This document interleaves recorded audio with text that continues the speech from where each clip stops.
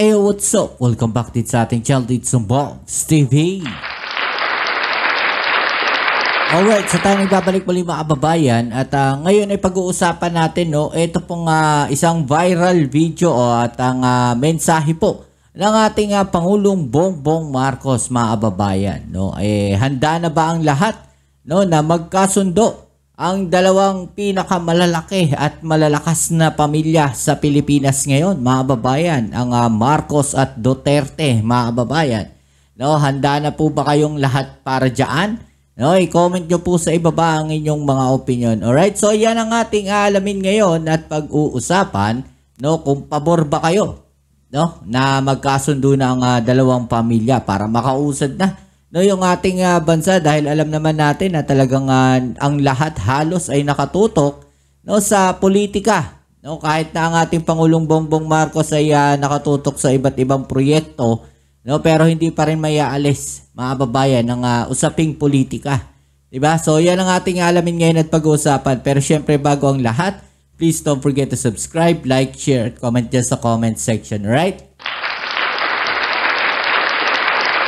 Shoutouts tayo sa mga bago natin subscribers dyan. Maraming salamat sa inyong suporta at sa mga palagi pong nandiyan dyan. Maraming salamat sa inyo. Sa mga nasa Amerika, ganyan, mga nanonood sa atin sa Hong Kong, sa Japan, Singapore. Yan. Shoutouts po sa inyo mga kababayan.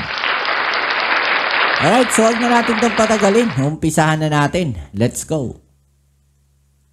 Sa gitna ng sigalot sa politika, si Pangulong Bongbong Marcos na mismo ang nagsabi, bukas siyang makipagkasundo sa pamilya Duterte. Pangulo na natin ang nagsabi na bukas po siya sa pakikipagkasundo sa pamilya Duterte, mga kababayan. Ito na ba? Ang inaantay natin at ang inaantay ng mga DDS, mga kababayan, dahil posible po na makipagtulungan ng ating gobyerno na baka mapawalang sala. Ito nga dating Pangulong Duterte, mga kababayan, at mapauwi na dito sa ating bansa. Mas kailangan daw niya ng kaibigan kesa ng kaaway. Nakatutok si Ivan Mayrina. Well, totoo naman, para wala na rin magugulo, mga kababayan. Actually, ang hirap talaga magtrabaho, kahit sa kumpanya, di ba? Mahirap magtrabaho na meron kang kaaway. Di ba? Mahirap magtrabaho na merong palaging nakatingin sa lahat ng gagawin mo at inaantay kang magkamali. Okay, yun yung nakikita ko rito Kaya sabi ng Pangulo natin, tama na. Makipagkasundo na tayo, magkaisa na tayo sa isang layunin para sa mga mamamayang Pilipino. Mahigit 2 buwan matapos arestuhin si dating Pangulong Rodrigo Duterte para maisuko sa International Criminal Court. Nagsalita si Pangulong Bongbong Marcos tungkol dito sa kauna-unahang episode ng kanyang podcast na inilabas sa kanyang social media account. Tinanong siya kung gusto niyang makipagkasundo sa mga Duterte. Ako ayoko ng gulo. Gusto ko makasundo sa lahat ng tao. Mas maganda, marami na akong kaaway. Hindi ko kailangan ng kaaway. Kailangan ko kaibigan. Yeah. Kailangan niya kaibigan, mga kababayan.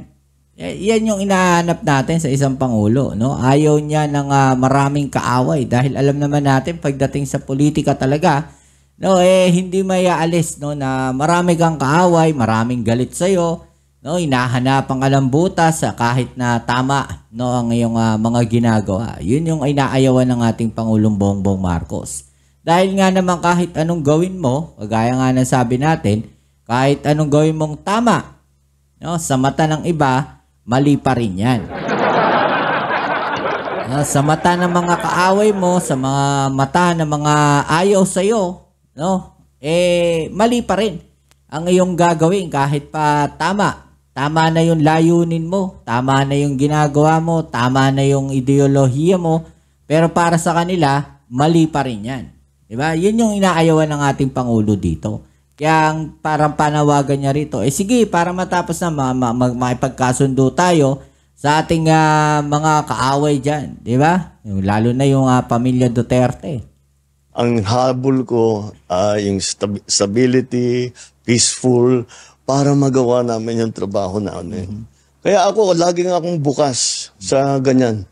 I'm always open to any approach na, alika, magtulungan tayo. Diba? Kahit hindi tayo magkasundo sa polisiya, hindi tayo magkasundo. Gawin nyo yung trabaho, pero huwag na tayong nanggugulo. Miss Yun eh. Di ba mga kababayan? Ang tanong dito, no, eto bang pamilya Duterte, mga kababayan, ay handang harapin, no, ang mungkahi ng ating Pangulo. No, handa ba nilang i-embrace yan?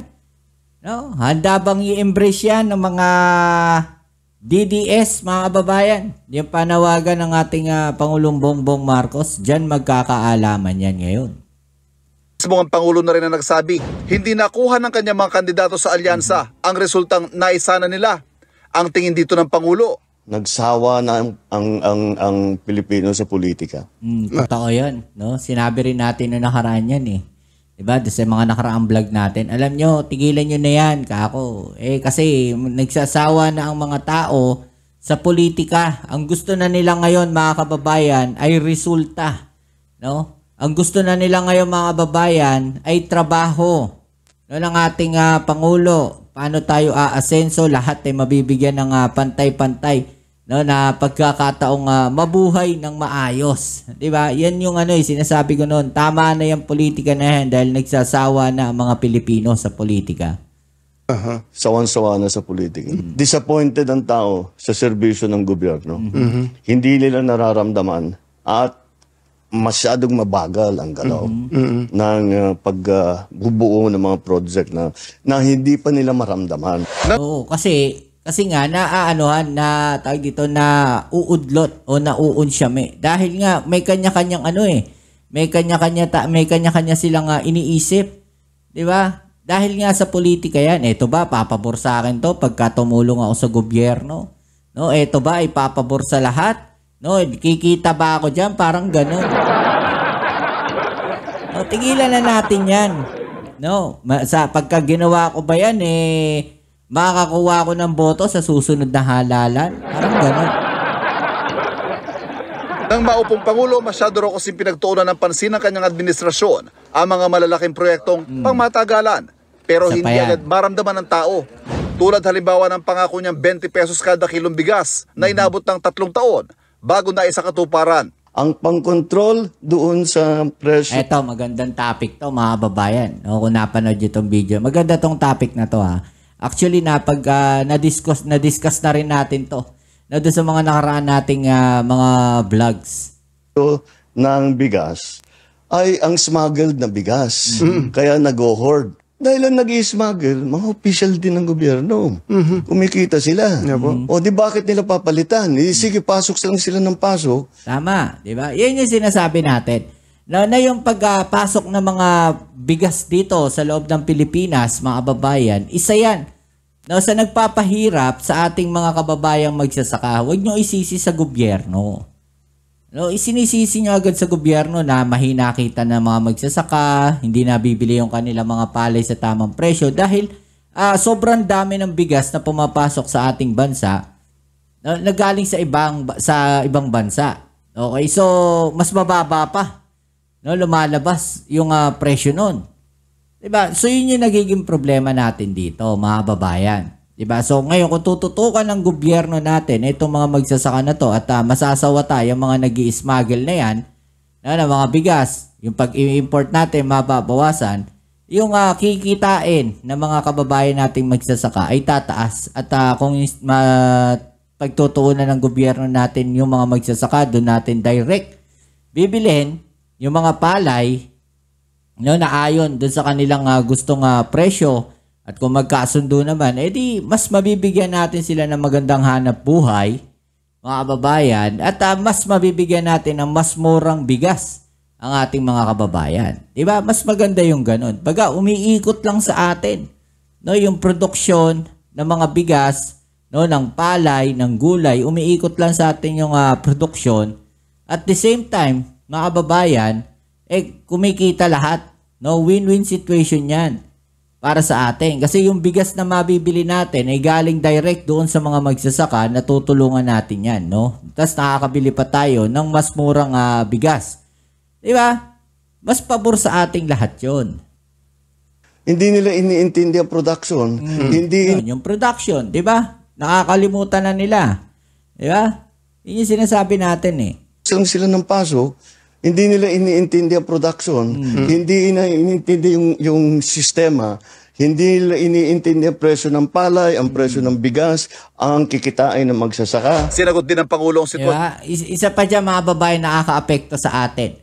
No, sa production ng bigas, ng palay, di ba? Yung production na yan.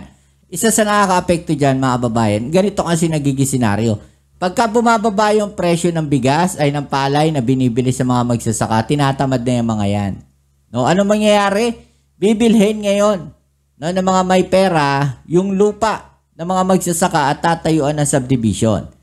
Okay, so wala tayong solusyon para sa pangmatagalang supply ng pagkain dahil yung mga lupa na pinagsasakahan noon, no, dahil maliit na nga yung kita sa pagsasaka, ay ibinebenta na nila yung mga lupa nila. At ano nangyayari? Nagiging subdivision na. So wala na ngayon mapagtataniman ng palay, 'di ba? Wala nang masasaka yung ating mga kababayan na magsasaka. No, so anong nangyayari niyan? Mas lumiliit ngayon. No, yung supply natin ng pagkain dito. Dumadami yung mga nagtatayo na subdivision na yung mga sakahan na yan nagiging subdivision na, hindi na nagiging taniman. 'Di ba? So yun yung nagiging isa sa mga problema. No, malaking problema yan in the long run. Pero ang iniisip ng ating gobyerno is pangmatagalang solusyon. No, pigilan yung mga nagpapasok ng bigas sa ating bansa. No, at mas ma-develop pa. Dahil kung kikita na maayos yung mga magsasaka na yan, kung ating pagtutuunan ng pansin, hindi na yan magbebenta ng lupa. Yun yung sinasabi natin noon pa.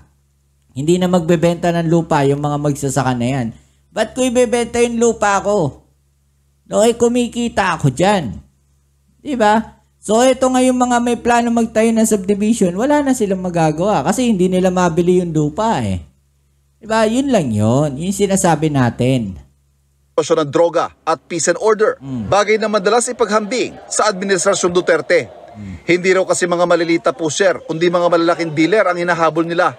At sadyang hindi raw siya pabor sa patayan. Yan, no. So, kayo ano masasabi nyo dyan, mga kababayan, no? I-comment nyo po sa ibaba ang inyong mga opinion at atin yung pag-usapan. Alright? So, yan muli. Kita-kits tayo sa ating next video upload. Ito ang inyong Kuya Mobs. It's a Mobs TV. Peace. I'm out.